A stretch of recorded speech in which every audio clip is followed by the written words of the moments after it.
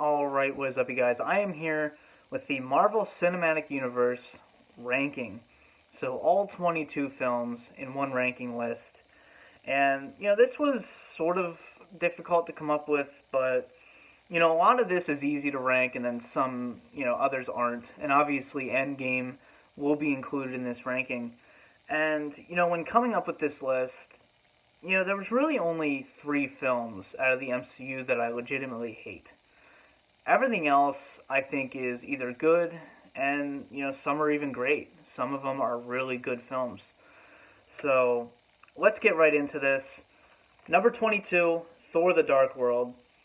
And, this is obviously a weak sequel to it. I think Thor's a very weak film as well, but I think this is weaker than the original Thor film. And this is one of the only two that I actually didn't see in theaters. So this just showed I just really wasn't into this premise. Obviously you're bringing, Jane to Asgard. You have, Loki after Avengers, teaming up with Thor. And, to me, this just wasn't that great of a film to follow the Avengers. And next up, number 21, Iron Man 2. So, really the only part of this film I like is the relationship between Tony and his father. And him trying to come up with a new arc reactor. I really enjoyed that. But, the rest of it just did not really interest me at all. Whiplash was very poorly done. I'm not a big fan of the drones. You get to see Black Widow for the first time, so that's always cool. And this really did set up a lot for the Avengers. This to me is just a weak sequel because I love Iron Man, the first film. So this one for me, I just really think it dropped the ball when it could have been so much better. Number 20, the original Thor film. Obviously, this was your Phase 1 introduction to Thor. And, this felt more... I don't know. This didn't feel like an epic Asgardian film. A lot of it obviously took place on Earth. Thor didn't have his powers. You do see some great character development with Thor. And, even if you look back, this film is important. When you look at the whole character arc of Thor himself throughout all these films, and, over the past decade. So, this is an important film in the franchise. I just feel like it wasn't perfectly executed. So, in hindsight, it's a little bit better than maybe the first or second time you saw it, but give this one a chance, you might like it a little more. Next we have The Incredible Hulk. Obviously, your MCU introduction to the Hulk. And, we haven't gotten a solo film since this. And, obviously, we had Edward Norton playing Bruce Banner instead of Mark Ruffalo. And, replacing Eric Bana. And just kind of ignoring, obviously, the 2003 Hulk film. And I do love the little callbacks to the Incredible Hulk TV series. One of my all-time favorite shows, personally. So, it was nice. We had the Bill Bixby Easter egg. You heard the Lonely Man theme. I was actually very entertained by this film. And you could even say it's a guilty pleasure of mine. I enjoy this film more than what it actually is. Tim Blake Nelson, his character, I thought that was good. And then you set up the leader, and nothing was really done with that. But I also think it's kind of a missed opportunity to not have Betty Ross come back after this. I thought for sure maybe they could feature her in Endgame, but, they obviously went with the Black Widow romance. So, I thought the CGI was a little poor in this film. It's cool to see Abomination. Obviously, the design wasn't all that great. It wasn't ripped straight from the comics. But, Abomination was cool. You have William Hurt as General Ross. So, it's cool to see him come back after all these years. So that set up his character. But overall, I think this is just kind of a weaker film, especially to introduce one of your founding members of the Avengers, both in the comics and the films. Next up, we have Iron Man 3. This one's controversial. I know a lot of people that love this film, and personally, I don't hate it, but I do have some major problems with it. The whole Mandarin, obviously, let's get that out of the way. It would have been cool to see the Mandarin. And, especially with Ben Kingsley, I thought that was great casting choice. And the trailers were phenomenal going into this. So I was really excited. And this was your first film after the Avengers, so it had a lot to live up to. I like the PTSD of Tony Stark, from the Battle of New York. And in the comics, PTSD was really big. He became an alcoholic. And I actually would have put that in this film. I know it's Disney. I know they try to, make these for general audiences. But I feel like you needed to take it a step further. That might be a controversial, phrase in my part. But, I felt like this could have been a lot deeper. And I really did not like Guy Pearce's character. I just didn't. I thought it became a little campy at the end. So, overall, this isn't terrible. It's not as bad as everyone says it is. But obviously, it's a weak film. Next, we have Captain America, the First Avenger. This was the final Phase 1 film before Avengers, so the fifth film in the franchise. I enjoyed this. I loved Red Skull in this. I thought he was perfect. It felt like it was ripped straight out of the comics. But, other than that, it just felt like it was really missing something. And you have nice little callbacks to the comics, nice little Easter eggs, and, obviously this is setting up a lot.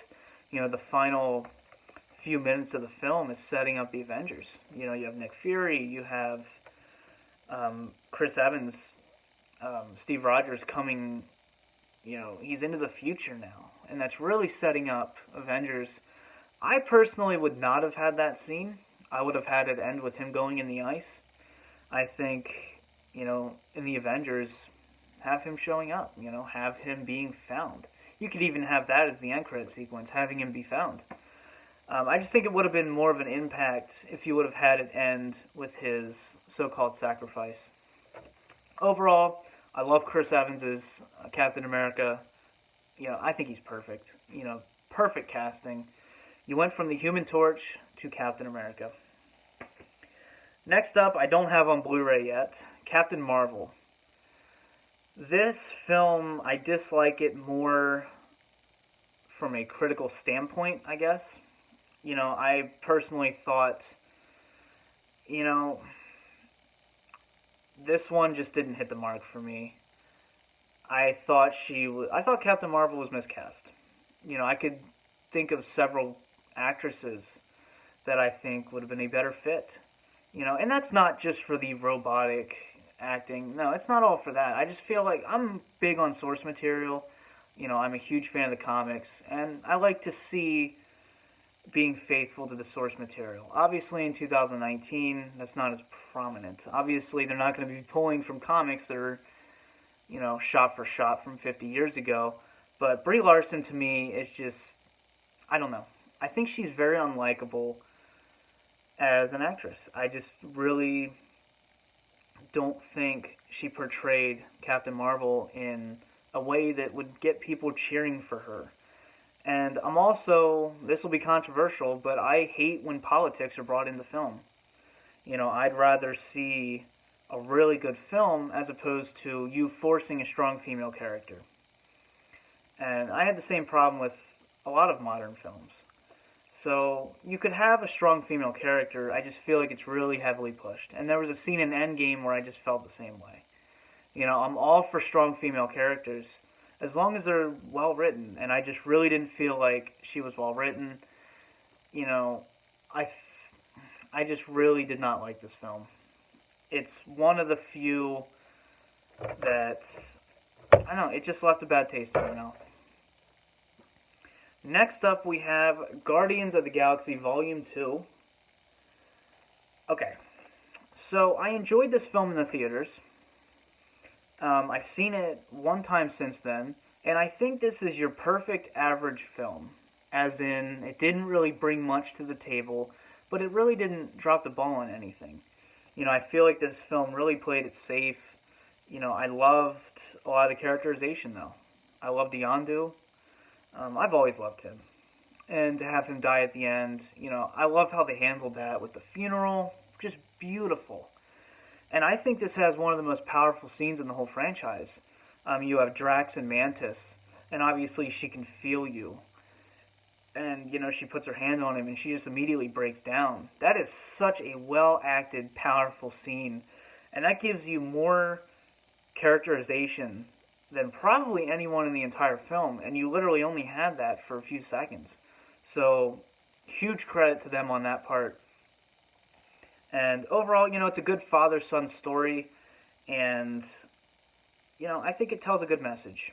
And it has nice little character arcs continuing from Guardians of the Galaxy from the first film.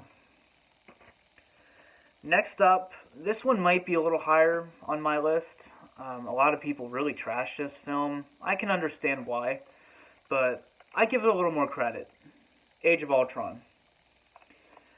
I wasn't the biggest fan of how Ultron was portrayed, but I really liked everything else. Obviously this kind of had Dawn of Justice syndrome, where it's too busy setting up future installments. You had Thor going off on his own here, teasing Infinity War and Ragnarok, and you were really basically trying to set up, a bigger part of the universe here, but I honestly don't think it was that bad. I thought Vision was perfect. I loved Paul Bettany as Vision. And, the dynamic between him and Scarlet Witch, really being teased. And obviously we know where that went. And, I would not have killed Quicksilver. I would have liked to have seen more from him. He's a big part of the comics. So I would have loved to have seen more from him. And, you really get a lot of foreshadowing towards Civil War as well. So I like this film probably more than other people do. I thought it had great action sequences at the end.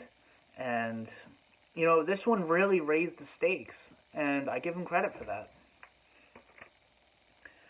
Next up, we have Ant-Man. Another one of the founding members in the comics. So it was really cool to see him, have a film of his own and being introduced. And this was the final Phase 2 film after Age of Ultron. So, I feel like, could be controversial that they chose Scott Lang over Hank Pym, because obviously Scott Lang didn't show up till later in the comics. But, I think in the end they went with the right decision with Scott Lang. I feel like the character fits the MCU better than Hank Pym would, and even the original Wasp, Janet. So I give him credit on that part.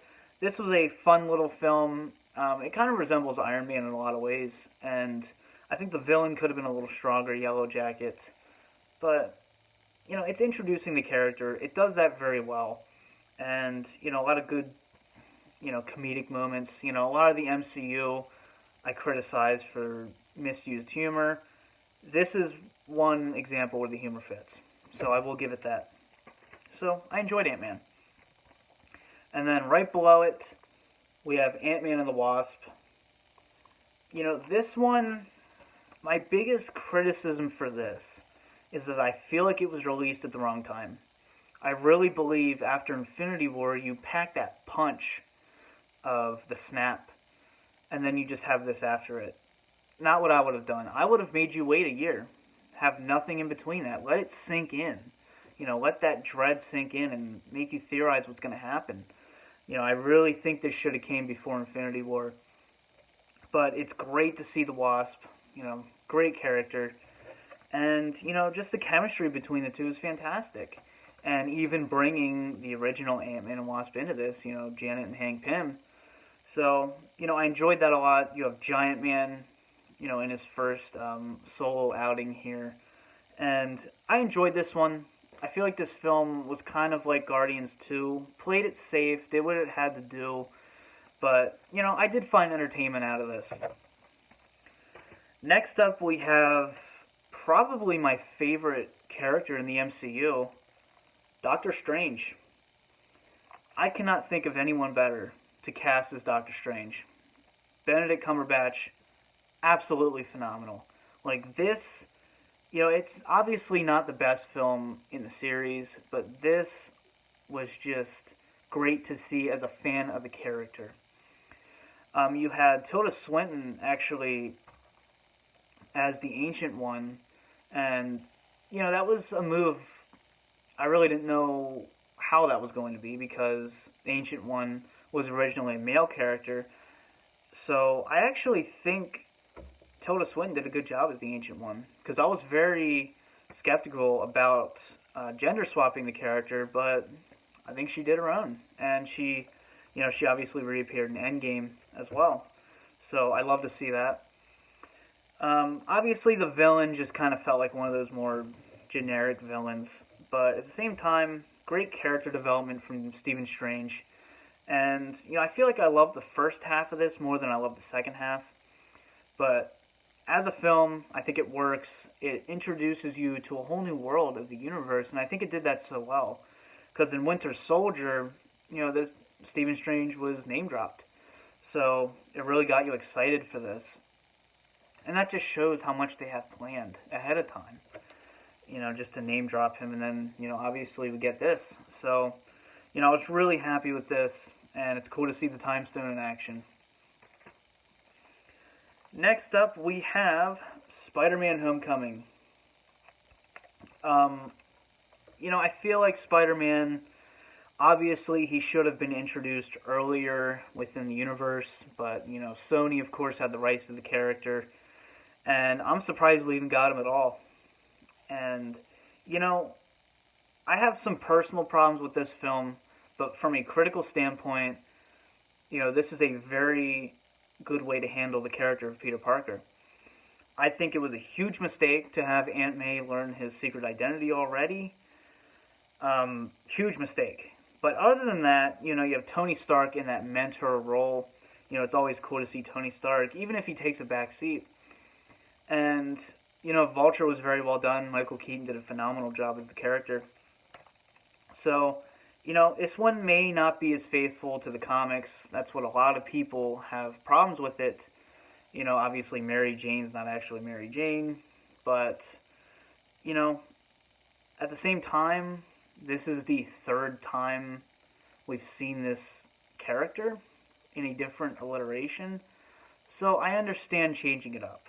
So, I feel like the character itself, the quips, the dialogue, just the way the character acts, I think he's very faithful. So, we'll see with Far From Home. And I also think Tom Holland has continually gotten better with every appearance. Next up, we have Guardians of the Galaxy. So, this was a big risk because a lot of people didn't really know who these characters were. It was a smaller comic, and there were many different alliteration of the comic. There was many different teams. So, to have this and take that risk, I give them credit because a lot of people thought this would not succeed, and obviously it did. I love Dave Bautista's Drax. I love Zoe Saldana as Gamora, and this may not be for everyone. I will say that, but fans of the comics will enjoy it, and obviously a great soundtrack. Both of the films have great soundtracks, so that you don't have to worry about. And I feel like everyone was perfectly cast, and you actually got your first real look at Thanos. So I love how they did that. Thanos didn't just come out of nowhere. He was in the Avengers end credits, and you got a good look at him here. And I love Nebula throughout all these films, so she was very well done. This is more on the comedic side, but it is a fun, kind of a thrill ride, if you want to look at it, that still packs emotional punch and, can give you chills at times and then make you laugh at others. So this kind of has a little bit of everything for every MCU fan. Next up, we have Avengers Endgame. Not in my top 5. And I feel like a lot of people, let's get this out of the way. A lot of critics, and I consider myself very critical with film, but I disagree with this. A lot of critics said, "Oh, it's just fan service. It takes away from the story."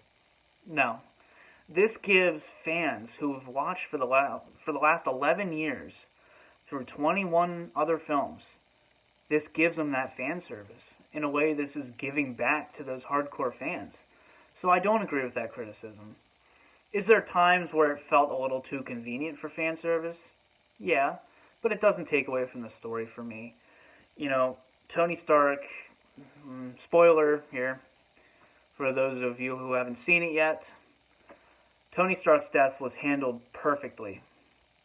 I just thought that was such a beautiful scene. You had Peter Parker, you had Pepper, absolutely phenomenal. The funeral scene was just, it didn't make me cry, but it did give me the feels a little bit. Because I did see Iron Man in theaters, back in 2008. So, I thought that was perfectly handled. There are a lot of plot holes. One that I haven't really heard yet.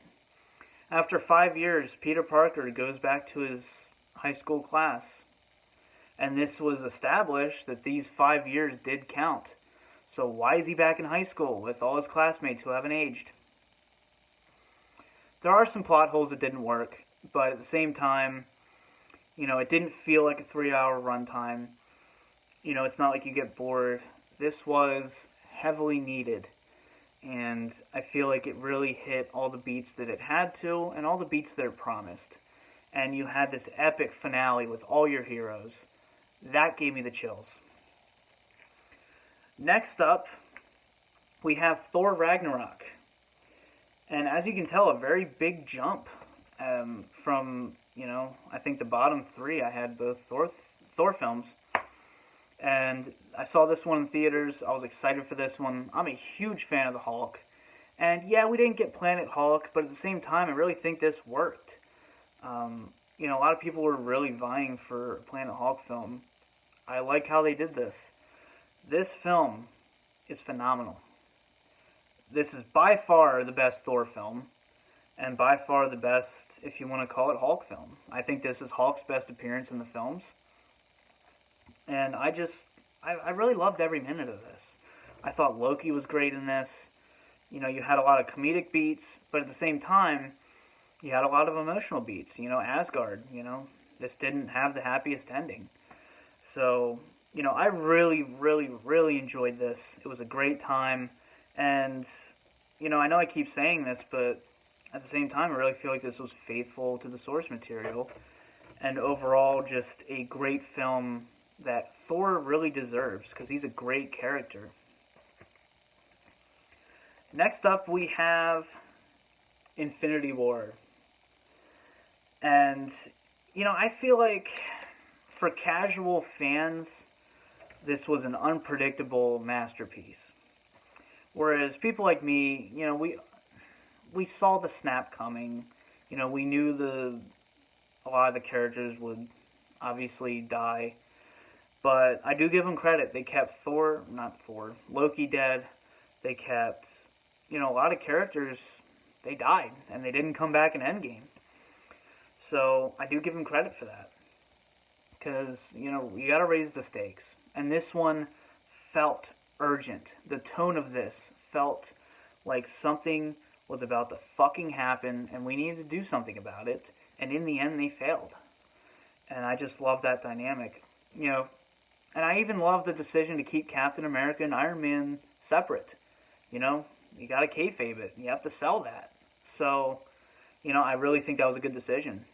And it makes it hurt even more when they do meet again for the first time in Endgame. So, I thought this was just a beautiful film, beautifully shot.